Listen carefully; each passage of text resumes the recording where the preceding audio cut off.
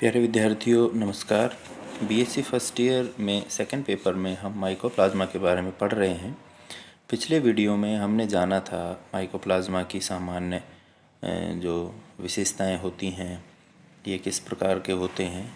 आज ये माइकोप्लाज्मा का दूसरा लेक्चर है। इस लेक्चर में हम माइकोप्लाज्मा की संरचना, उनका संचरण किस प्रकार से होता है आदि के बारे में अध्ययन करेंगे। विद्यार्थियों, हमने पिछले वीडियो में ये तो जाना ही था कि माइकोप्लाज्मा में कोशिका भित्ति नहीं होती है, लेकिन कोशिका झिल्ली पाई जाती है। आज हम जानेंगे कि कोशिका झिल्ली के अंदर भी कौन सी संरचनाएं पाई जाती हैं, इसका संचरण किस प्रकार से होता है। तो आइए जानें माइकोप्लाज्मा के विस्तृत संरचना के बारे में।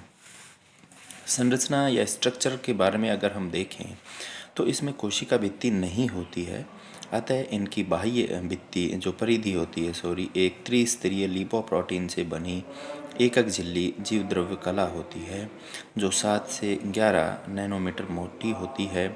जीवद्रव्य कला में जीवद्रव्य होता है जिसमें एक नग्न वृत्ताकार द्विकुंडलित रेशेदार डीएनए होता है जो 3 nm मोटा होता है।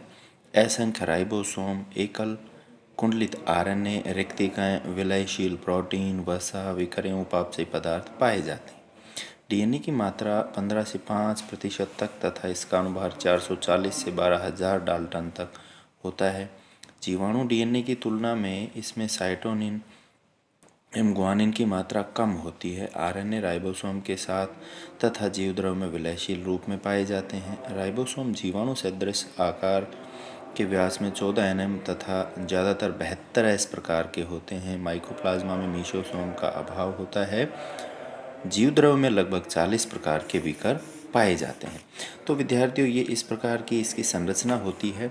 जो बाहरी झिल्ली होती है, जो कोशिका झिल्ली जिसको हम कह सकते हैं, यह जीवद्रव्य कला वो 3 लेयर्ड होती है, त्रिस्तरीय होती है। सबसे बाहर की तरफ आप देख पा रहे हो सोल्यूबल यानी विलयशील प्रोटीन होते हैं।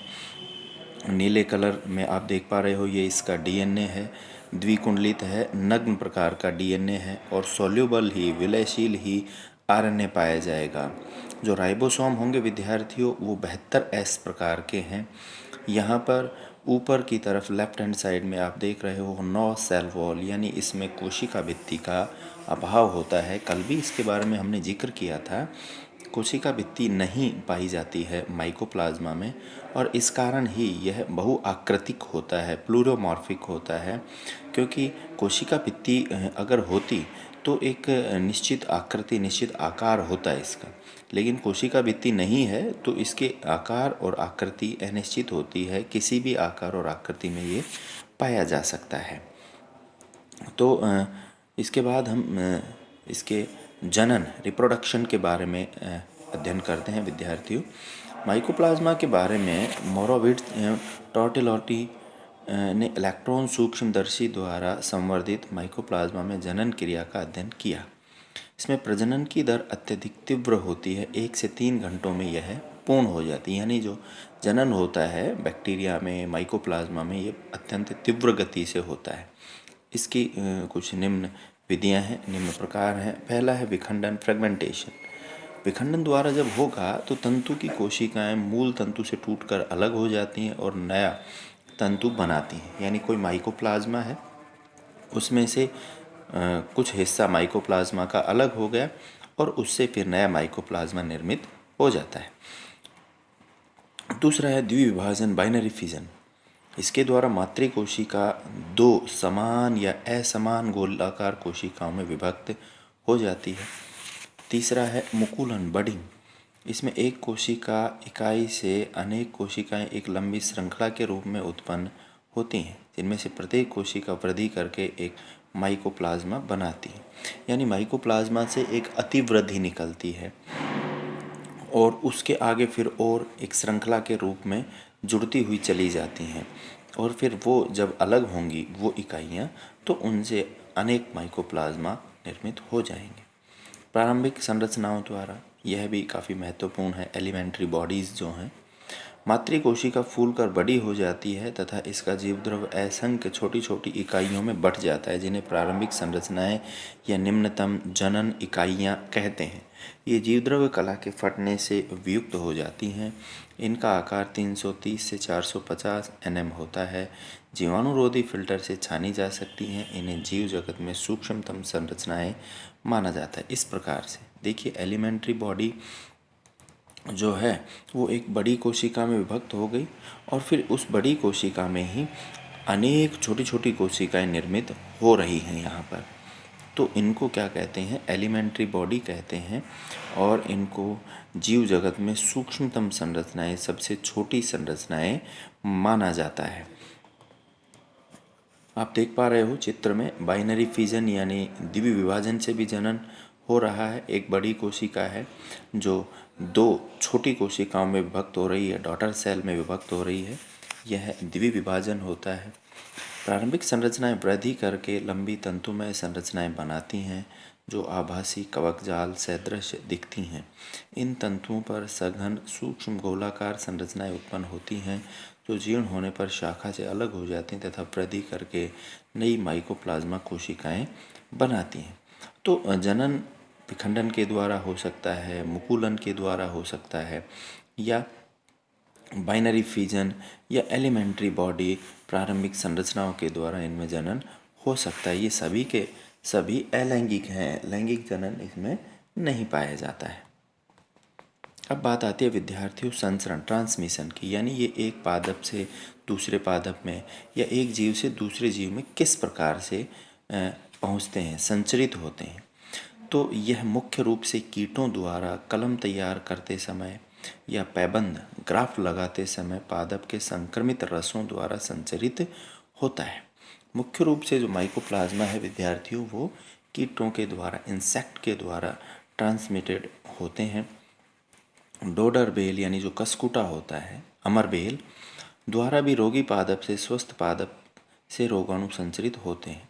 कीटों के रोगित पौधे से रस ग्रहण करते समय रोगाणु उनकी मुख गुहा की लार ग्रंथि में पहुंच जाते हैं तथा स्वस्थ पौधों में रसास्वादन के दौरान संचरित हो जाते हैं। पादपों में रोगवाहक कीटों के कुछ उदाहरण नीचे दिए गए हैं। जैसे मान लीजिए एक कीट किसी रोगी पादप के ऊपर पहुंचा और उससे रस ग्रहण करता है, तो रोगी पादप से जो रोगाणु हैं वो कीट की लार ग्रंथि में पहुंच जाएंगे और जब यह कीट किसी दूसरे पादप के ऊपर पहुंचेगा और वहाँ अपनी जो उसकी शुंड है उससे रस चूसेगा, तो वो जो माइकोप्लाज्मा है वो स्वस्थ पादप को भी संक्रमित कर देते हैं। जैसे चंदन स्पाइक रोग जो माइकोप्लाज्मा के द्वारा होता है, वह किसके द्वारा फैलाया जाता है? जैसस इंडिकस एक कीट है। नींबू का हरित रोग जो सिट्रस ग्रीनिंग है, उसमें डायाफोराइना सिट्राई एक कीट है, उसके द्वारा फैलता है। यानी एक रोगी नींबू के पौधे के ऊपर डायोफोराइना सिट्राई बैठेगा तो माइकोप्लाज्मा उसमें पहुंच जाएंगे और जब स्वस्थ नींबू के पौधे पर ये जाएगा तो वहाँ भी रोग फैला देता है। तिल पर्णाब्दा सिसम फिल्लोइडी एफिड्स के द्वारा होता है। मक्का का बौनापन कॉन्स्टेंट डोबुलस मैडिस एक कीट है, उसके द्वारा होता है। बैंगन का लघु पत्रक लिटिल लीफ ऑफ ब्रिंजल हिशिमोनस फाइसिटिस, तो ये कीट हैं जो रोग को फैलाते हैं, माइकोप्लाज्मा को एक पादप से दूसरे पादप तक फैलाते हैं। विद्यार्थियों, पादप, जंतु, मनुष्यों में भी माइकोप्लाज्मा के द्वारा बहुत सारे रोग फैलाए जाते हैं। पादपों में जो कुछ प्रमुख रोग हैं वो इस प्रकार से हैं। बैंगन का लघुपर्ण यानी little leaf of brinjal mycoplasma के द्वारा फैलता है।